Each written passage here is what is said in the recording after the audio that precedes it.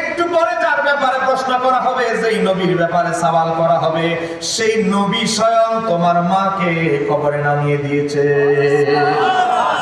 তুমি বলো, তোমার মা কি সৌভাগ্যবতী না দুর্ভাগ্যবতী না দুর্ভাগ্যবান মহিলা? বলো। বলে তো গর্ব করার মতো, আল্লাহ হাবিব আমার অনুপস্থিতিতে এই আচরণ করেছে।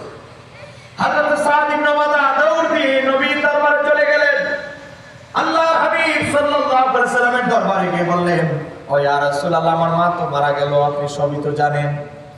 ইয়া রাসূলুল্লাহ, ফাইয়ু সাদাকাতি আফদালু, এখন আমি আমার মায়ের জন্য সদকা করতে চাই, কোন সদকাটা করলে ইয়া রাসূলুল্লাহ আফদাল উত্তম হবে, সর্বোত্তম হবে?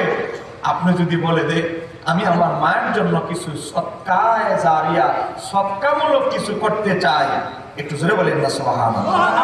এই যে আপনারা একজন বুজুর্গ ব্যক্তির স্মরণে মাহফিল দিয়েছি, এই মাহফিলে আমরা ওনার জন্য ইসালে সওয়াব করব, ওনার মাগফিরাত কামনা করব, ওনার রাফিয়াত দারাজাত কামনা করব, আর এটার জন্যই নেককার সন্তানদেরকে দুনিয়াতে রাখা। এই কথাটা কেন ঠিক কি রে?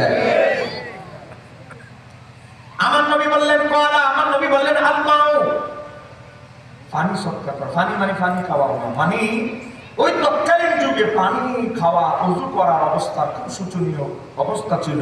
তুমি একটা কূপ, টিউবওয়েলের আগের যুগ তো কূপ, তুমি একটা কূপের ব্যবস্থা করে দাও। এই কূপটা যতদিন স্থায়ী থাকবে, এই কূপ থেকে মানুষ যত পানি পান করবে, ওযু করবে, যতদিন এটা দুনিয়াতে স্থায়িত্ব থাকবে, অস্তিত্ব থাকবে, ততদিন এক গুণ সওয়াব তোমার মায়ের আমলনামা জমা হতে থাকবে।